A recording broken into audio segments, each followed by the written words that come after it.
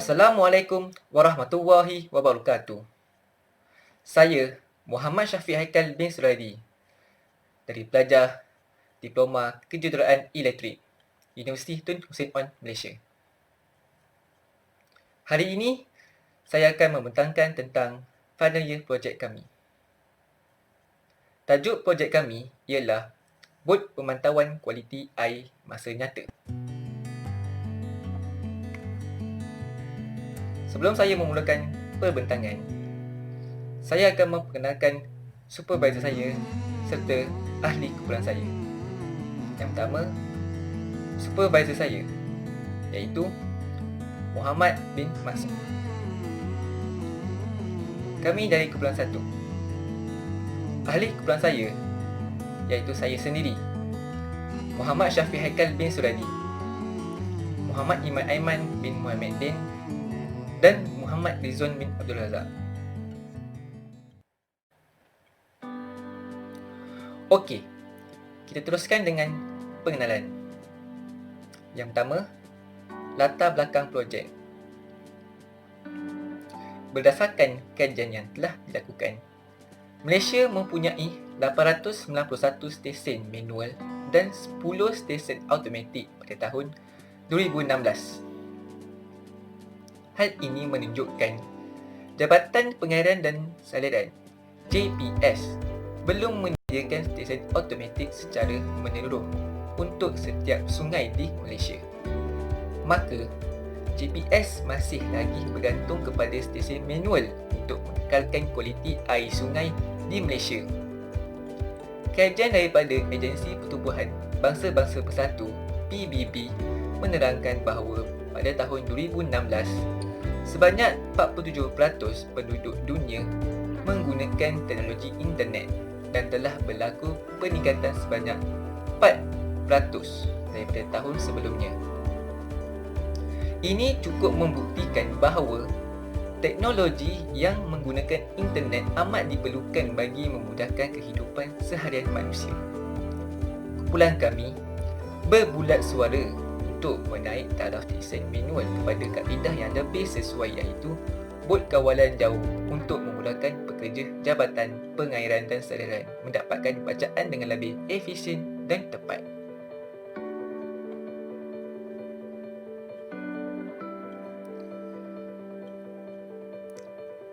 Gambar itu menunjukkan bahawa stesen pengawasan kualiti air sungai manual,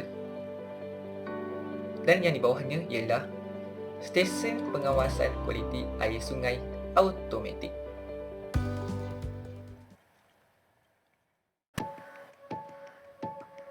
Seterusnya ialah pernyataan masalah. Pada masa kini, pekerja Jabatan Pengairan dan Saliran masih bergantung kepada stesen manual kerana jumlah stesen automatik masih tidak mencukupi untuk mendapatkan kualiti air sungai di Malaysia. Kaedah yang digunakan untuk stesen manual ini mempunyai risiko yang tinggi. Hal ini demikian kerana para pekerja perlu menaiki jambatan dan berdiri di tengah jambatan yang disediakan untuk mendapatkan bacaan di tengah sungai. Antara risiko yang boleh dihadapi oleh para pekerja ialah terjatuh ke dalam sungai. Hal ini dikatakan sedemikian kerana mereka berdiri di tengah jambatan untuk mengambil bacaan kualiti air di tengah sungai. Disebabkan itu, jika mereka jatuh ke dalam sungai yang deras, mereka boleh mati lepas. Perkara ini akan menyebabkan lebih banyak masalah yang timbul di JPS. Seterusnya, kaedah manual ini mengambil masa yang lama untuk mendapatkan bacaan sampel air. Hal ini demikian kerana mereka perlu membawa sampel air itu ke makmal untuk mendapatkan bacaan kualiti air. Akhir sekali, tenaga yang diperlukan untuk mengambil sampel air dan mendapatkan bacaan kualiti air sangat banyak kerana memerlukan banyak pergerakan dan proses. Perkara ini amat menyukarkan para pekerja di samping pembesaran tenaga dan masa.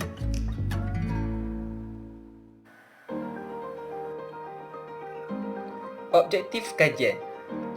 Tujuan utama projek ini adalah untuk menghasilkan bot kawalan jauh yang dapat memberikan keputusan secara masa nyata kepada pekerja Jabatan Pengairan dan Saliran ketika mengawasi kualiti air di sungai.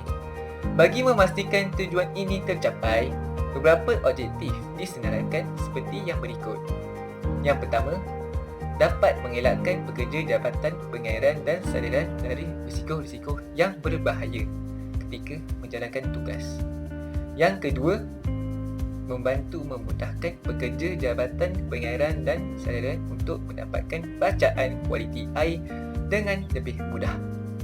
Dan yang ketiga, menambah dan menaik taraf fungsi stesen yang sedia ada kepada yang lebih efektif dan efisien.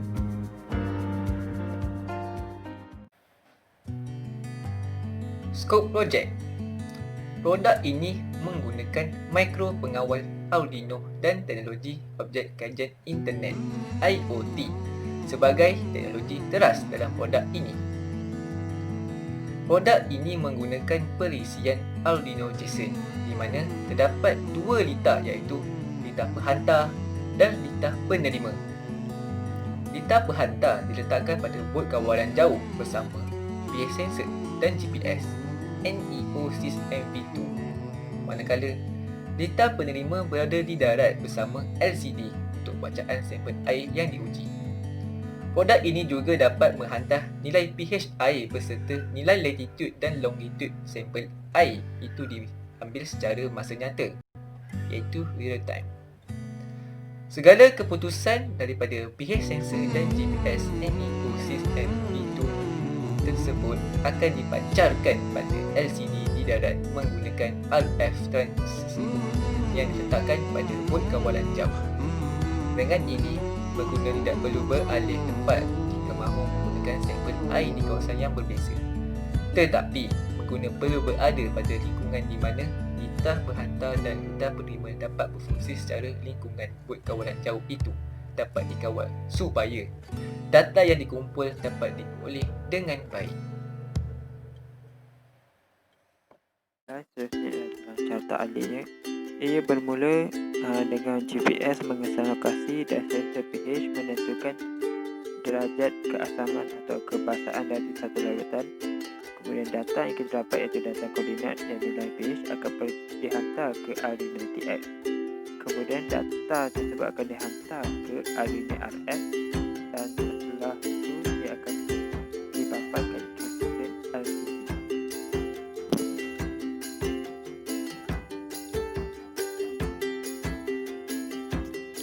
Seterusnya tentang metodologi.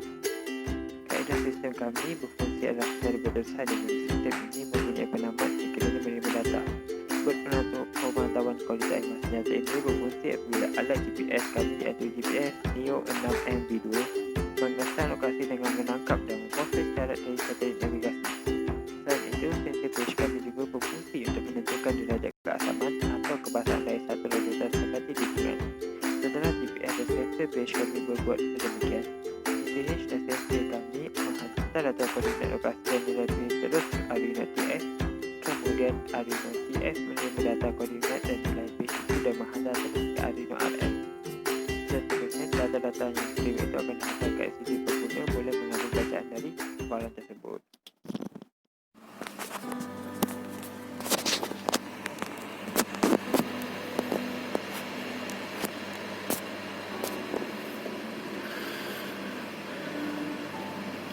Bismillahirrahmanirrahim. Assalamualaikum warahmatullahi wabarakatuh. Nama saya Muhammad Iman Aiman bin Muhammadin dan pada hari ini saya akan memberikan sedikit penerangan dan tunjukkan sedikit demonstrasi untuk projek tahun akhir kami yang bertajuk Bot Pemantauan Kualiti Air Masa Nyata ataupun Real Time. So basically kita orang punya projek ni bertujuan untuk membantu petugas-petugas Jabatan Perairan dan Saliran semasa mereka melakukan ujian kualiti air di sungai-sungai ataupun tasik ataupun paya semua. Kami punya projek ni akan membantu untuk mengurangkan masa dan menjimatkan masa dan tenaga mereka semasa membuat ujian kualiti air tu. Okay. So dalam projek kami ni ada dalam 5 komponen utama, iaitu yang pertama RC board, ada pH sensor, ada LCD, dan ada GPS dan juga Arduino Nano. So tapi sejak PKP masa tu, dua barang kami tidak dapat beli, iaitu RC board dan juga pH sensor. Dua-dua barang ni sebenarnya kita orang dah order dah dekat Shopee. Kita orang order dari China lah.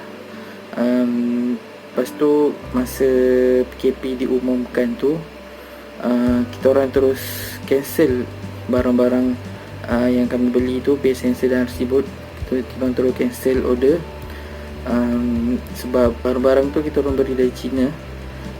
Border China pun masa tu ditutup, tak boleh masuk, tak boleh keluar. So kami takut barang-barang kami dah terlambat, dan lagi satu sebab virus tu, barang kami dari China kan. So dua barang tu tak ada, pH sensor dan RC board. Okay. Seterusnya saya akan berikan penerangan macam mana projek kami ni berfungsi.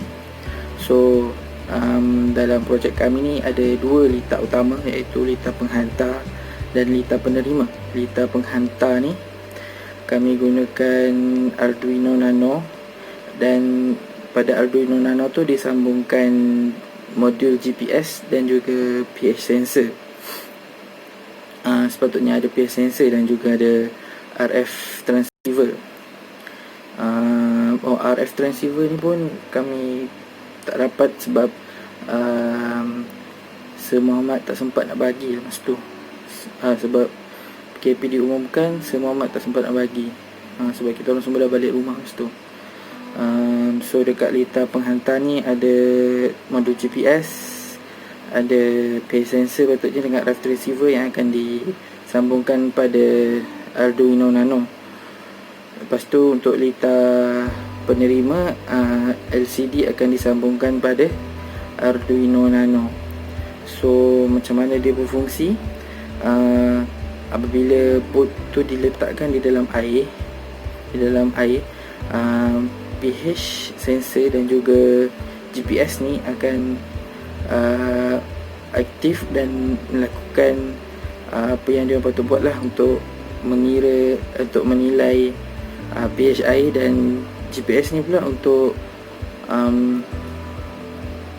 mendapatkan longitude dan latitude kawasan di mana ujian air tu dilakukan. So dia letak kat air, board tu dia letakkan air, kawasan tersebut, kawasan yang dia check tu akan ada 3 data lah, maknanya ada longitude, latitude dan pH. So senang sikit untuk detect, untuk petugas-petugas tu detect kawasan mana dia boleh petakan lah. So dan tiga data tadi akan dihantar melalui RF transceiver lah sepatutnya ke litar penerima. Dan dekat litar penerima ni ada LCD, dan data-data tu akan dipaparkan di LCD secara teratur lah. Kita orang dah setting kat coding dia. Itulah basically macam tu lah kita orang punya projek ni berjalan.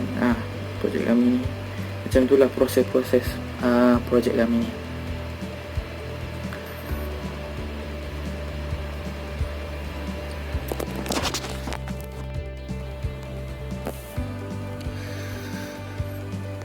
Okey, sekarang saya akan tunjukkan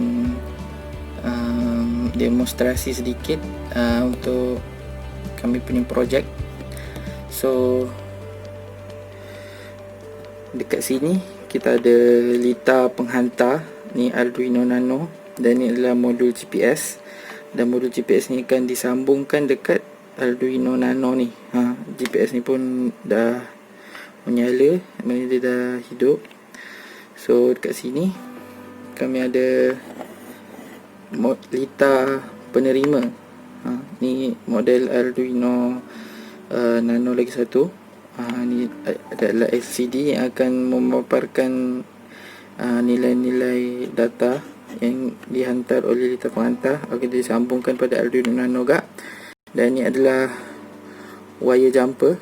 Sepatutnya kita guna RF transceiver, tapi kita orang tak dapat RF transceiver tu, jadi kita guna wire je dari RX ke TX. So macam ni lah. Dan ni coding. Yang ni coding untuk master Arduino itu kat lita penghantar. Yang ni pula untuk slave dekat lita penerima, slave JSON. So saya akan compile dua-dua.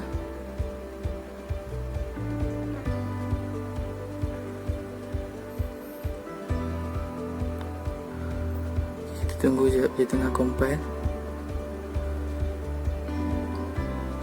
Okay, dan saya akan upload pada kedua-dua lita.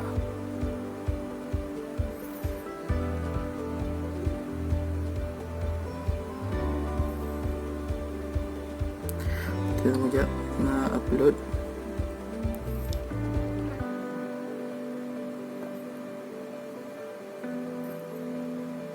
Ok, dah upload. Oh, lupa setting brightness. Sekejap ya.